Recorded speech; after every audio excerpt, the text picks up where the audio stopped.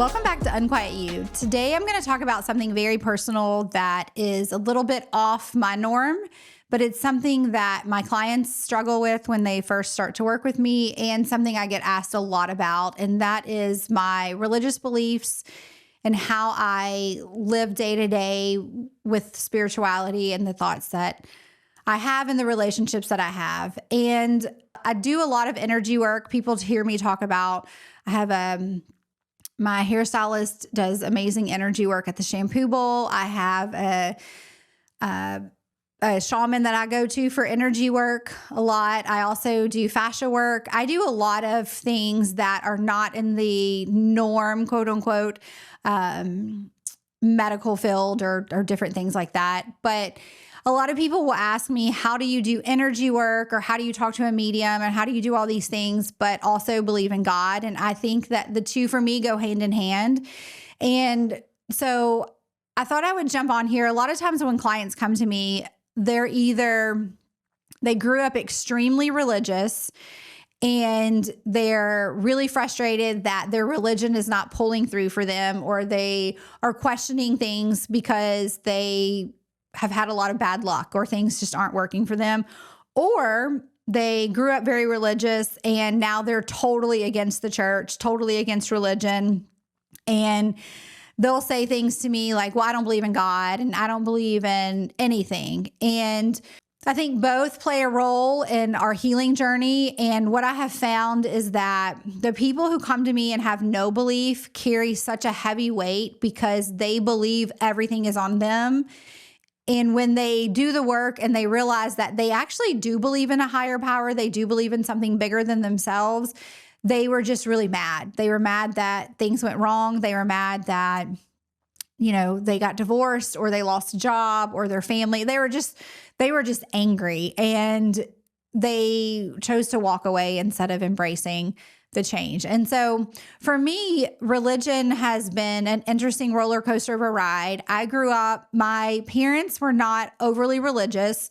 We weren't forced to go to church every week, none of that stuff, but we knew God, and they talked about God and all the things. My grandparents, however, were very religious, and they were at church every Sunday, every Wednesday. I think my grandfather was involved in every possible church they were into. And somehow, I still don't know how this happened, but when they moved to Tennessee, I was with them every Sunday, and somehow I went to church with them all the time. And they would send me to Sunday school, or I'd have to sit in the service. And I don't think I knew a lot. I mean, when I was little, I just did it because that's what you do. But I think as I got older, there was a part of me that did it because I was a very big people pleaser. And I think for them, it was a way for me to cover up what had happened in my family. There was a big family secret that my grandparents knew about, and I was told to keep it a secret. And I know I've talked a little bit about this, but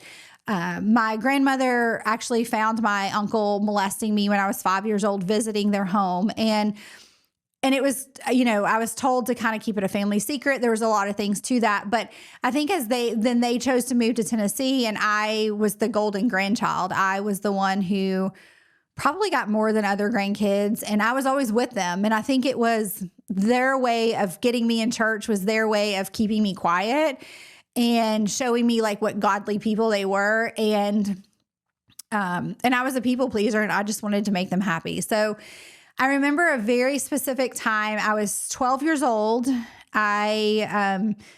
were pulling into church, and my grandparents always had like the newest car with like my grandfather had the big cell phone that you actually plugged in and was really expensive and all the things. Like, he was like that person.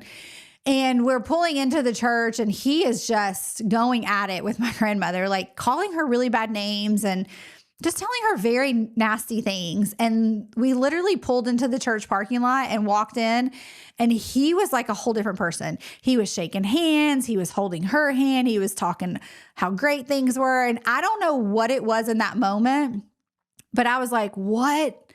This isn't right. Like, what is happening? And so that day I was sitting in service with them, and halfway through, I was like, I gotta go to the bathroom. And I just sat in the hallway and thought to myself, there's something just not right about this, but I couldn't put my hand on it at the time. And so fast forward, the minute we left the church, I remember, I can tell you exactly where this church was. It's now a different church, but he started back in on her and telling her all the horrible things that she hadn't done that week. And like, and I was like, man, this is so screwed up, but I couldn't put my finger on it. And so fast forward to, I stopped going to church with him and I kind of pulled away in different ways. And then I got pregnant very young. I was a single mom. I struggled a lot. I was also told when I became pregnant at 17 that I was basically like going against everything God had wanted for me, and that, I was never going to have a good life, that everything was just like I had just screwed up, right? And so in that moment, I had a thought, well, if God like let this happen to me, clearly he doesn't like me. Clearly he doesn't want the best for me. So just screw him. And I never said I didn't believe in God, but I just never felt connected to him at that point. And I went through many years where I really thought I was to blame, that I had really screwed up and that I wasn't worthy of being loved by a higher power, and that maybe, there was something to this whole, like, if you don't live by the Bible, you're going to go to hell type thing. And so I'd kind of chalked it up to, well, maybe I will go to hell. I don't know. But what was weird is every single struggle I had, I always had an answer to it. It was like, no, I would go to bed sometimes worried how I was going to pay my electric bill or how I was going to pay for daycare or different things. And magically, it just always all worked out. And I remember thinking, as I was in my early 20s, well, I can't be that bad, right? Like something, I still had the thought like my life was not where I had hoped it would be, and I was still struggling and things, but I always had this thought like, but everything somehow works out. And I couldn't wrap my head around maybe that was faith. I don't know. I just couldn't wrap my head around it. And so then when I got married, I married into a very open family. Like they believed in God, but they opened my eyes to different things. And I remember my sister-in-law having a conversation with me about, there's other religions and I think that they're all interesting. And I was like, I'd kind of always been taught you learn one way and that's really the only way. And so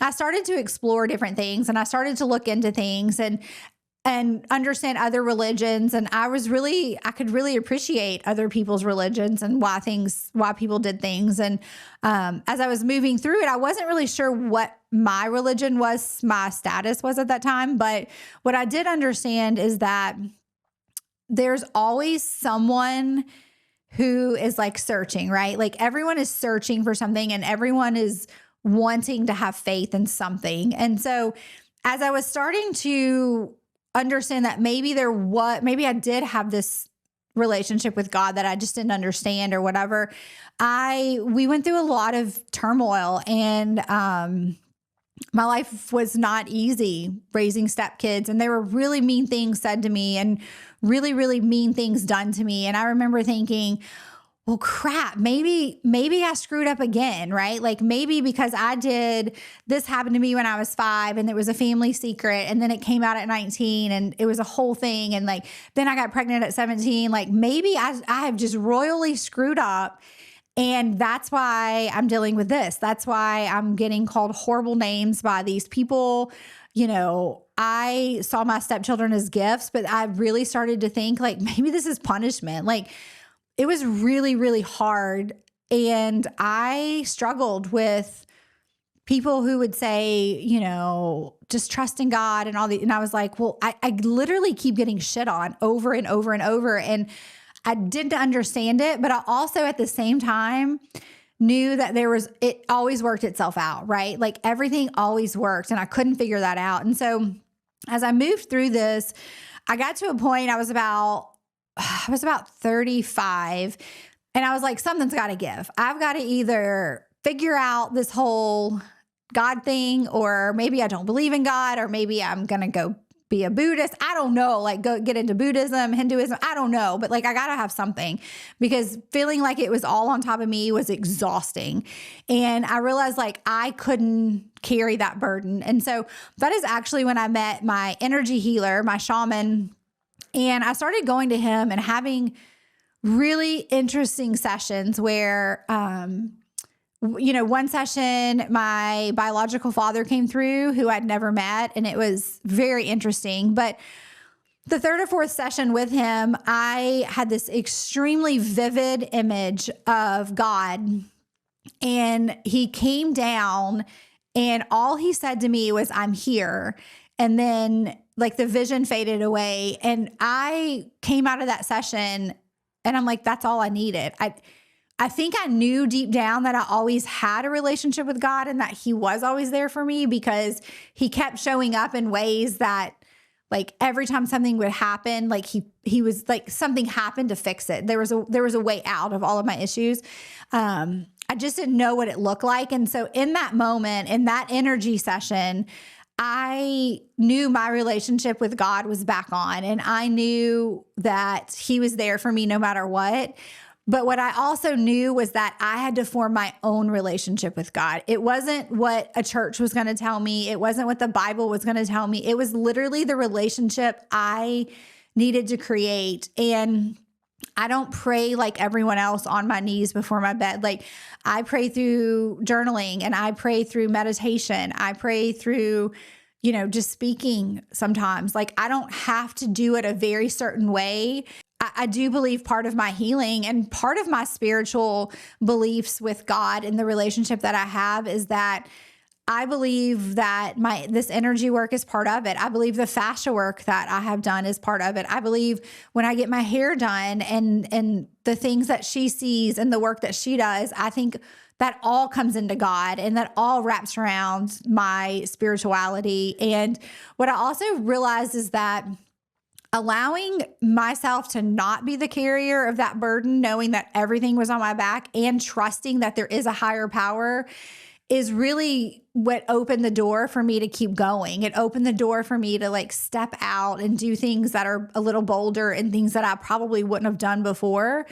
Because I do truly believe deep down the gifts that are inside of me, like the things that I'm able to help other people with, and my purpose was all given through God. And I do believe that like part of me getting to where I'm at, I think, well, all of me getting to where I'm at is the things that I went through as from childhood on. I think they've all created the knowledge and the ability, the compassion, the empathy, the love that I have for other people, which creates this work that I can do. So when people ask me, I don't go to a church every Sunday. I don't, there's a lot of things that, we live in a smaller town, and it's very common for everyone to go to a church, which is great.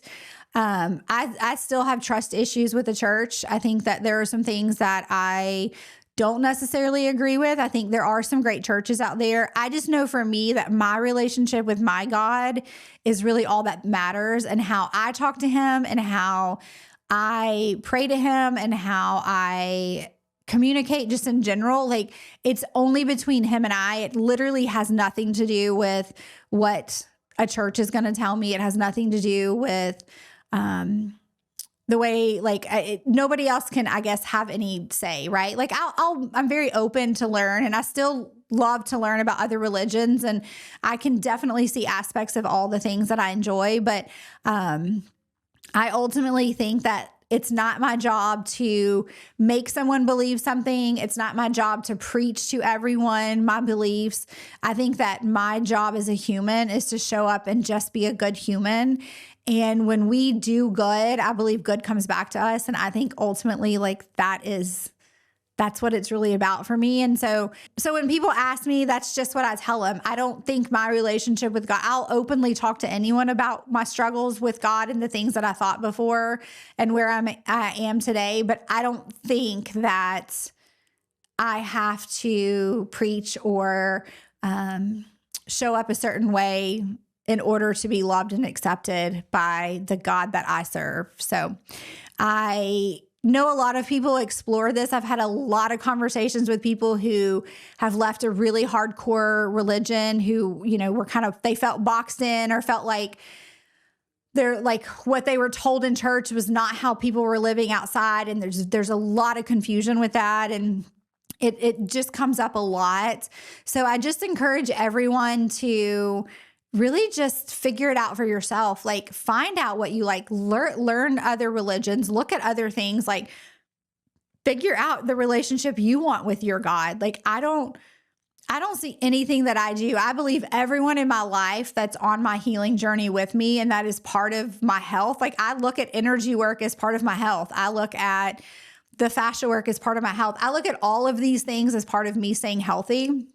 And so I believe that if we can start doing the work ourselves and to figure out what works for us, not necessarily what works for others, then we are creating the relationship with the person, the power that we truly believe in. So I hope this helps kind of show people that it's okay to question things. I think it's okay to look into things and doubt things. I think that's very human of us. I think that we're going to go through phases of life where we do wonder, right? Like why things are happening to us. And so having, like for me, when I do have those thoughts, like knowing that I have this relationship with my God, I understand that there's always a purpose and there's always a higher good for what's going on. So I'm able to go through that a little bit easier.